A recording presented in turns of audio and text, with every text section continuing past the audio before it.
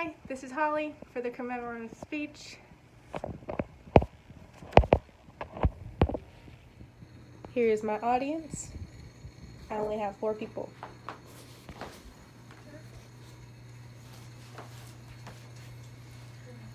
Honey Run Covered Bridge, a tragedy.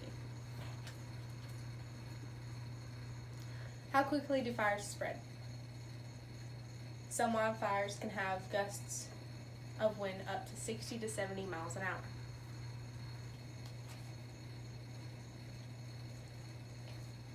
In some regions of the country, trees and shrubs and brush may catch fire naturally to survive. This can occur between 1 and 300 years.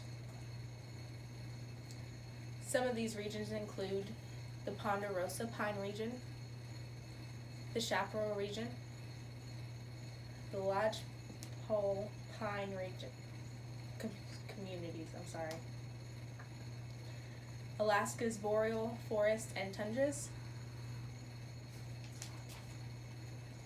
the Midwest prairies, the Pitch Pine region, the Jack Pine barrens of the Northeast, the Oak Hickory forest region, and the Southern Pine communities.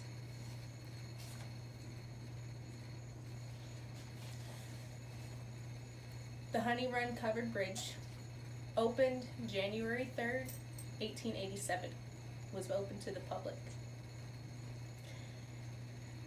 In 1894, there was an inspection because there was a flood, and due to water damage, the bridge had to be repaired. To protect the reparations of this bridge, they added a cover. The cover took 10 days to build, 6 men, and was opened in 1901. In 1965, an out-of-control truck damaged the bridge. The county decided to tear down the old bridge that had been damaged and rebuild it upstream a few feet. Due to community efforts to preserve the historical value, they built a new bridge adjacent to the old bridge, and it was opened again in 1972.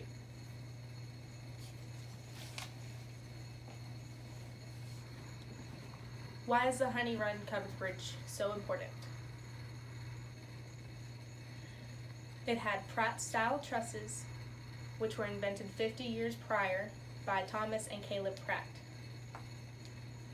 The Pratt truss is has vertical and diagonal trusses. The diagonal trusses slope downwards towards the center, and they are for the tension, and the verticals are for the compression.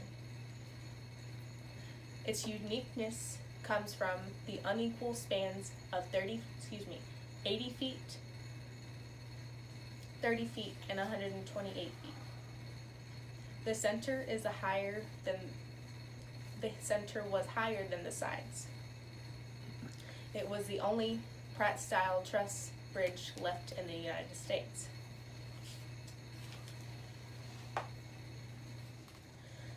The wildfire that destroyed the Honey Run Covered Bridge started out as a campfire.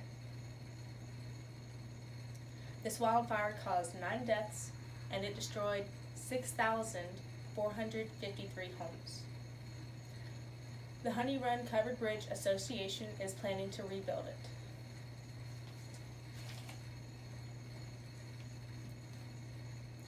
According to Smokey Bear, ways to prevent wildfires include never leaving your campfire unattended, do not build a campfire in an area prohibiting campfires, do not make a campfire in hazardous dry conditions, choose a site 15 feet from tent walls, trees, shrubs, and flammable objects, and beware of low-hanging branches. Choose a spot protected from wind gusts. Clear a 10-foot diameter around your campfire. Remove grass, twigs, and leaves. Circle your campfire with rocks. Do not cut whole trees, dead or alive. Do not burn flammable things such as aerosol cans, pressurized containers, glass, and aluminum. They may shatter, explode, or release fumes or vapors. Keep your fire at a manageable size. Allow your wood to burn until it's ash if you're able to.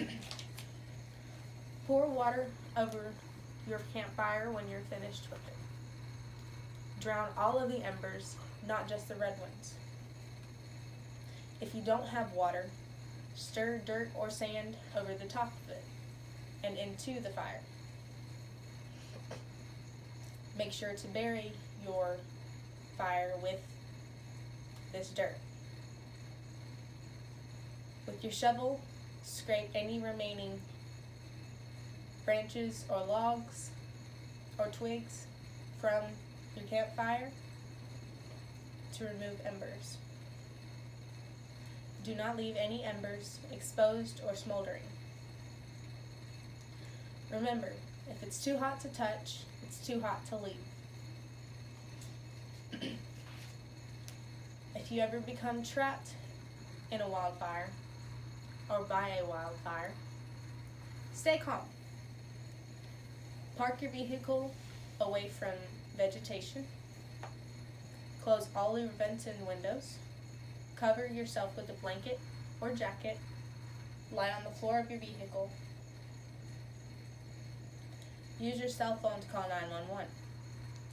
If you're in your house, go to the interior of your house with no doors or windows. Call 911. Keep your family together. If you are walking and you become trapped by a wildfire,